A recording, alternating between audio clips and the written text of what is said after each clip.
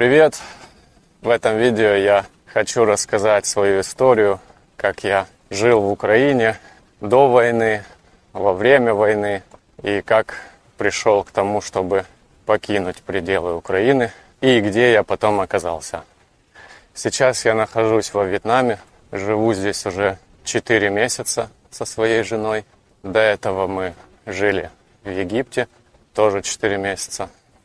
Но обо всем по порядку. Значит, я сам из города Запорожье, мне 35 лет. До войны я занимался тем, что учил людей кайтсерфингу.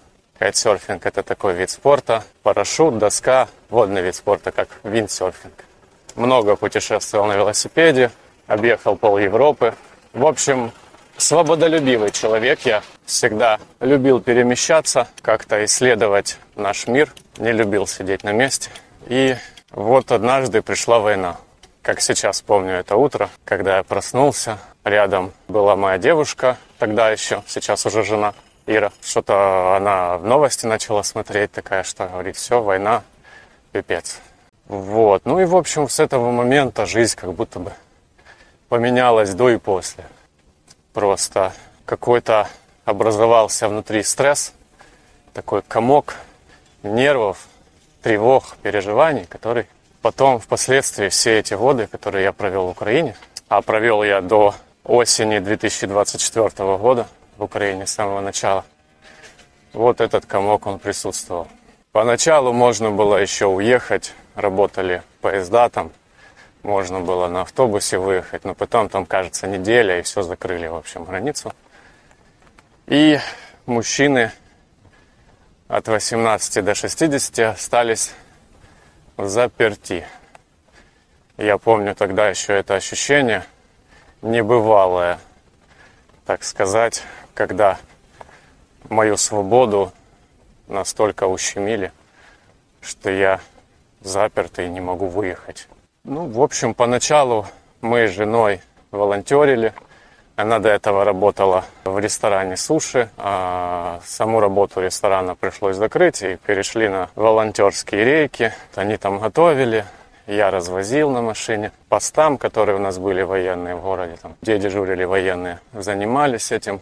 А еще важно сказать, что до того, как война случилась, я поломал себе руку и ногу. Я тогда открывал свою кайт-школу возле Одессы, в Коблево. И, в общем, случился такой несчастный случай. Меня подкинуло вверх на 10 метров, откуда я упал прямо на крышу машины, поломал себе руку-ногу, в общем, долго восстанавливался, потом операции. И, в общем, вот только-только начал более-менее себя чухать, наступила война, и надо было как-то думать, что делать, как зарабатывать деньги. И я тогда думал даже там в такси пойти, ну, такой, типа, стандартный вариант, когда нет работы. Думал эти бутылки 20-литровые, там вот эти развозить с водой. У меня жена говорила, сказала, нафиг оно тебе надо, ты что, сорвешь себе спину нафиг. А до этого я занимался пошивом сумок еще для автомобилей и для велосипедов. И у меня возникла мысль шить эти плитоноски, всякие подсумки для военных и таким образом что-то зарабатывать. Подумал, начал делать, кое-что получалось, но этого было мало. Потом обучился дропшиппингу, вник в эту тему, начал дропшиппингом заниматься. Тогда очень хорошо продавалась вся военная вот эта амуниция. Ну, так оно вот продолжалось какое-то время. Поначалу не трогали ТЦКшники, а люди в военной форме вызывали уважение на улице, а не страх и желание спрятаться куда-то. Было, конечно, тяжело, когда прилетали снаряды, особенно ночью, взрывались в 2 часа ночи, прям сердце в пятки аж уходило. Страшно было, что вдруг прилетит прямо вот в наш дом, и все, и конец. И днем прилетало тоже. В общем, жизнь стала намного хуже, психологическое состояние изменилась, ментальная, кардинально, в общем. При этом всем нельзя было сбежать, потому что границы были закрыты. Нельзя было уехать, просто взять и уехать от этого кошмара. Я старался отвлекаться от всего этого, ездить на природу. Я ездил на велосипеде на остров Хортицу, если кто знает, такой прекрасный остров в Запорожье. Там прекрасная природа. И я туда ездил на полдня, на целый день. Бывало с ночевкой, с палаткой там оставался. В общем, так сказать, уходил от реальности в другой свой мир. В мир природы и покоя. Мы даже с женой ремонт затеяли, чтобы как-то отвлечься. Потом постепенно начали ужесточать все вот эти вот законы, права мужчин, всякие штрафы, ограничения. В общем, закручивать гайки, видно было, что все идет не к добру. Повестки, а потом уже эти все бусификации и так далее. И в это время примерно начали появляться у меня такие новости, что один там знакомый как-то выбрался, второй выбрался, третий. И я так думаю, круто, конечно. Но в основном это все было за деньги. Даже не в основном, а все эти выходы моих знакомых, они были за деньги. Я тогда и сам узнавал, что почем. Но это было около 7-8 тысяч долларов. У меня таких денег не было.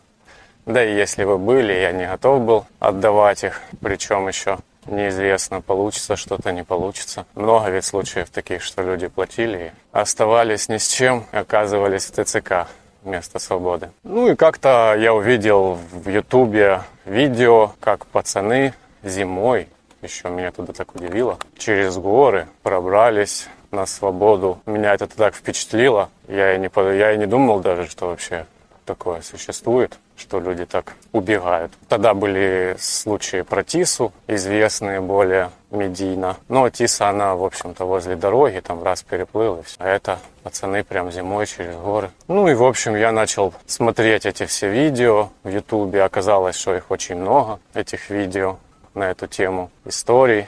Я прям смотрел как сериал. Женщины любят смотреть всякие сериалы про любовь. Так я вот увлекся, в общем, вот этими сериалами прям. И каждая история, она была своеобразная, интересная, что-то для себя подчерпывал. Но задумывался о том, а могу ли я тоже так сделать. Но было страшно. Я думал, что нет, это как-то не для меня. Еще нашел группы в Телеграме, тоже на эту тему. Начал почитывать, там тоже очень много людей, такое сообщество единомышленников. И так вот жил. Еще хотел сказать, что было очень удобно с велосипедом, когда в городе начали более ужесточенно вот все это дело с мобилизацией, там начало больше ходить ТЦКшников, особенно когда они с полицией уже начали ходить, когда уже начали вот прям бусифицировать, прям то на велосипеде. Было классно по сравнению с пешеходом, что по сути я был вне зоны доступа, досягаемости, я спокойно мог маневрировать и за мной бы не угнались, в принципе. И таких эпизодов было около 3-4, когда я просто рядом проезжал с ТЦКшниками, они с полицейскими шли, и они просто на меня смотрели и не могли остановить. Это было хорошо, но все равно общее состояние, общее психологическое настроение было, конечно же, отвратительное. Так жить было не в удовольствие. В общем, я чувствовал, что я проживаю свою жизнь по наихудшему сценарию из возможных. И неизвестно, когда это закончится, неизвестно, где тот конец. Свет в конце туннеля, которого так хочется ждать. На машине, кстати, тоже было довольно-таки безопасно ездить относительно какое-то время. Но потом они начали эволюционировать, начали быть эти мобильные блокпосты. И получается, что езда на машине из точки А в точку Б превратилась в какую-то русскую рулетку. Хорошо, что были телеграм-каналы, в которых люди оповещали, где блокпост. Но, опять же таки, не всегда люди могли дать информацию, можно было где-то случайно попасться. В общем, вот так вот жили, и все больше и больше я склонялся к тому, что нужно покидать пределы Украины, потому что здесь жизни нет, перспективы нет. Нужно было что-то думать, решаться на страшные поступки. Тогда я еще раз взялся узнавать информацию насчет всяких туров за баснословные деньги у своих знакомых. Тогда эти цены уже подросли, когда это лето 2024 года. Цены подросли уже конкретно. И, соответственно, на этот вариант с деньгами и туром рассчитывать не приходилось. Поэтому я начал постепенно собирать снаряжение. Там рюкзачок купил, спальник и так все такое прочее, все, что нужно было, чтобы пойти погулять по лесу, грибочки пособирать. Опыт походов у меня был, плюс вообще опыт туризма. Я велотуризмом, как я говорил, уже глубоко увлечен. Поэтому в этом плане, в общем, я как рыба в воде. Мне нужно было докупить только то, чего не хватало. Но все равно я все это покупал, собирался, но у меня не было такого решения, что я по-любому буду идти куда-то. Так, думаю, буду собирать, может быть, оно меня будет подбадривать. Весь этот процесс, может быть, я и решусь. Ну, так вот собирал, посматривал видео. Вот. Потом в итоге все-таки нашелся напарник, единомышленник.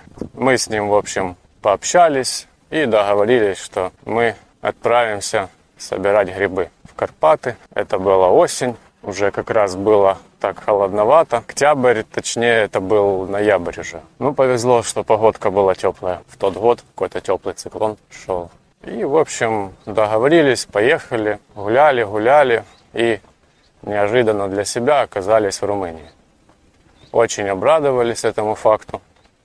Решили, что назад возвращаться уже смысла нет, раз уж мы так в Румынию попали случайно.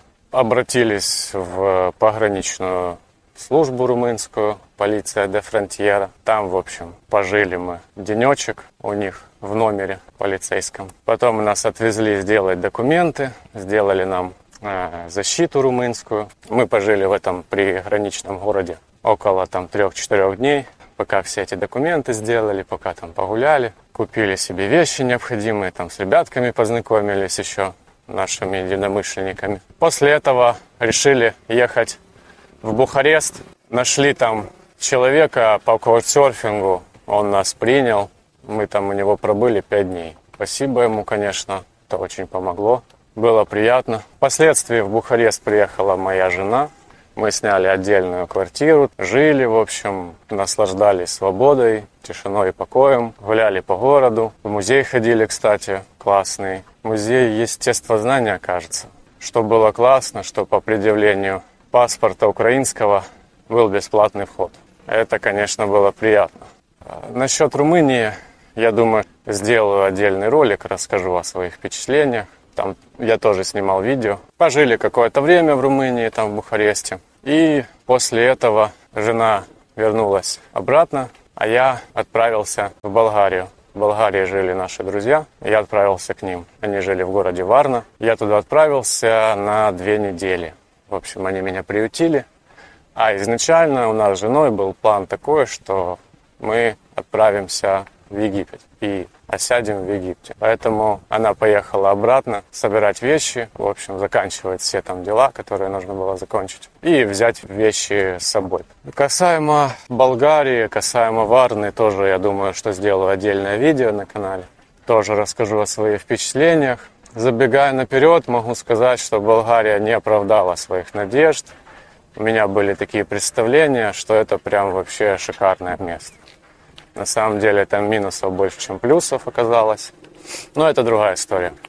В конце концов, прожив 2 недели в Болгарии, потом приехала Ира с вещами и отправились в Софию в аэропорт, откуда улетели в город Хургада в Египте. Там жила моя подруга, она нам предоставила на несколько дней свое жилье. Мы туда прилетели, сразу же поехали к ней, поселились, выдохнули. Контраст, конечно, был существенный, потому что в Болгарии было холодно, в Египте было жарко. Потом мы нашли жилье уже себе, поселились, в общем, и начали жить спокойной, размеренной жизнью на побережье Красного моря. В общем, жизнь изменилась кардинально. Внутренние ощущения, обстановка, планы на будущее. В общем, все стало намного лучше. Касаемо нашей жизни в Египте, я тоже сделаю ролики. Оттуда тоже есть много видео, которые я записывал еще до того, как начал вести этот канал. Поэтому будет что показать, будет что рассказать.